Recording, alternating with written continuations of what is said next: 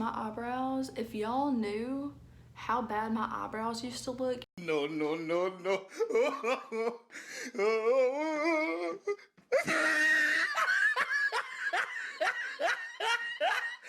Y'all would be hyping me up so much with this flawlessness. I cannot get over it. Oh my goodness. I have come a long way.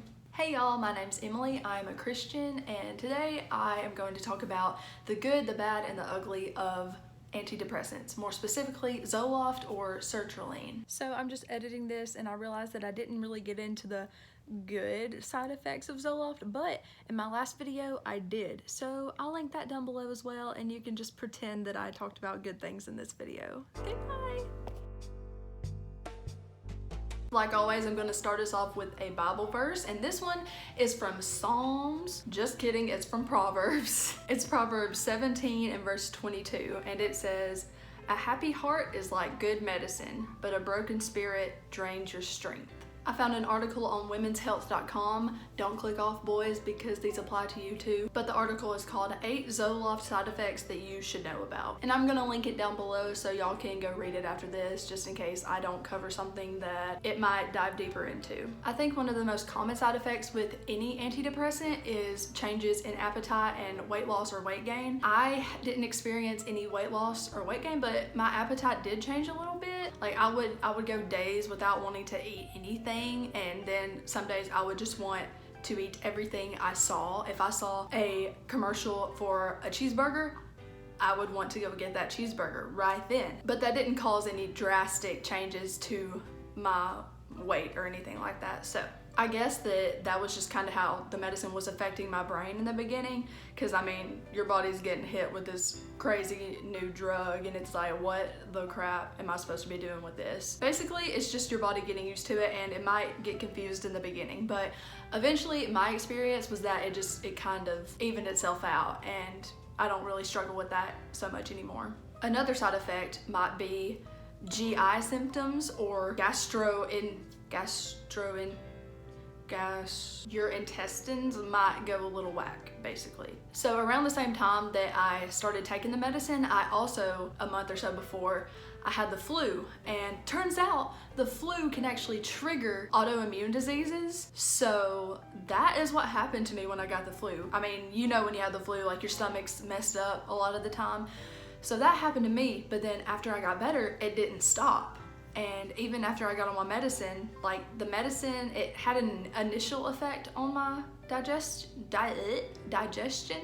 but that also subsided. But then it kept on going. But then we realized it wasn't actually the medicine, and that the flu triggered a gluten intolerance in me. So that's kind of crazy. But also just watch out for changes in your digestion when you get on the medicine, because it might be a lot more serious than what it was with me. Oh yeah, it made me a little bit nauseous. Like each time I went up in milligrams, I'm on 100 now, but I started at 50, but each time I went up from 50 to 75 to 100, like the first couple of weeks I was a little bit nauseous, and that also affected my appetite and whatnot. Number 3, this one is kind of a big one. It might be one of the uglier side effects, especially if you're married. I'm not sure how common this one is, but the medicine can change your sex drive a little bit. Why do I sound like I'm so scared to talk about this? Sex, oh my goodness, such a bad word. But yeah, like before I took the medicine, I'm not gonna get into that, never mind.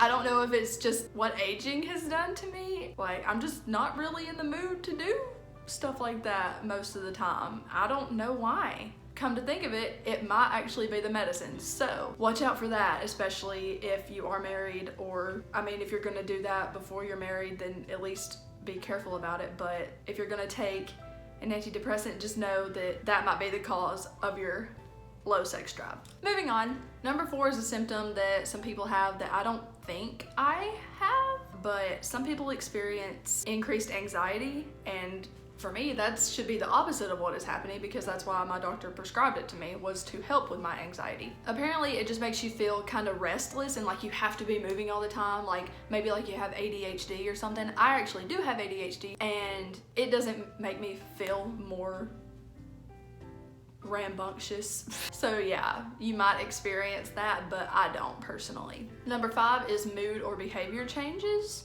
I think my biggest change is that I'm just not as energetic. I can be energetic, but in general, I'm a lot more mellow than I used to be. I don't get riled up as easily. But some people experience like manic episodes if they get on the medicine. If you go from being depressed to it being like a manic depression, then I would talk to your doctor about that and probably get off the medicine or go up or down in the dosage. I don't really know. Number 6 is night sweats. And I don't know if I've had night sweats, but I have had nap sweats. But it's very rare. It's not like every time I take a nap, I wake up sweating. But there have been a few times when I take a nap just in the middle of the day and I wake up and it's like a cold sweat. I don't know if it's because of the medicine. It might be, apparently, according to this article. So maybe, I don't know. But it doesn't affect me that much. It's not like, oh my goodness, this is horrible, I need to get off this medicine. It's not like that. So this isn't really an ugly side effect. It's more of just like a inconvenience. The 7th side effect you might experience is something called serotonin syndrome. I had never heard of that until I read this article, and I was like, could that have been something I experienced? So I'm just going to read the definition to y'all.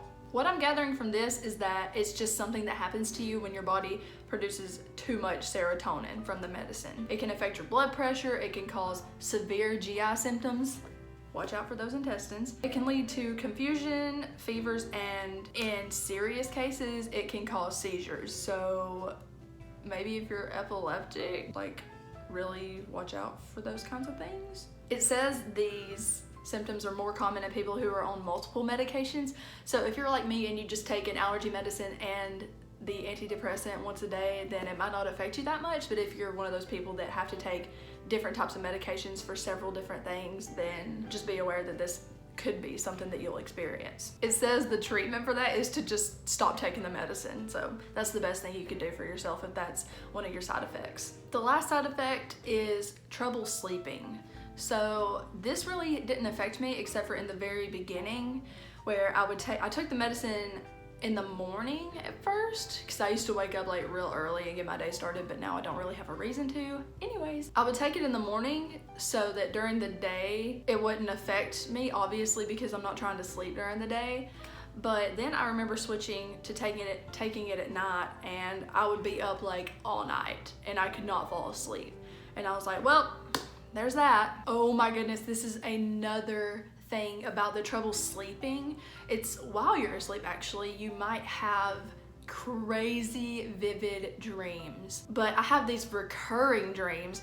They're like, I'm in school, in college, back at UNA, and I'm in this class, but I keep forgetting to go to the class, so then I fail the class and I have to keep retaking the class because I have to pass it to get my degree. That one I have had so many times. And another one, since my wedding is coming up, I'm not wearing my rings. Oh no, I just realized that. I promised I'm married. That's another story I might tell.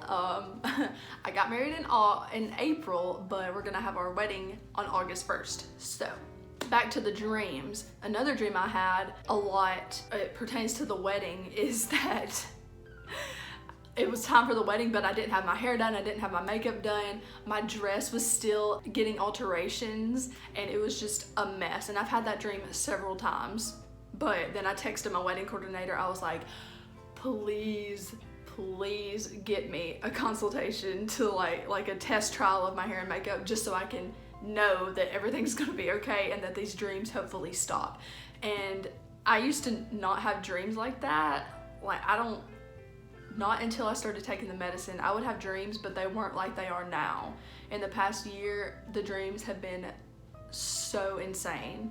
So if you're on the medicine and you have crazy dreams like that, It's probably because of the medicine. Wow, this might be the longest video I have done. And I didn't have a script for it, and I've just been talking just like a normal human can talk. I'm getting so much more comfortable in front of the camera, y'all. That's all for this video. I hope y'all got something out of it, and I will see you next Wednesday with a new video.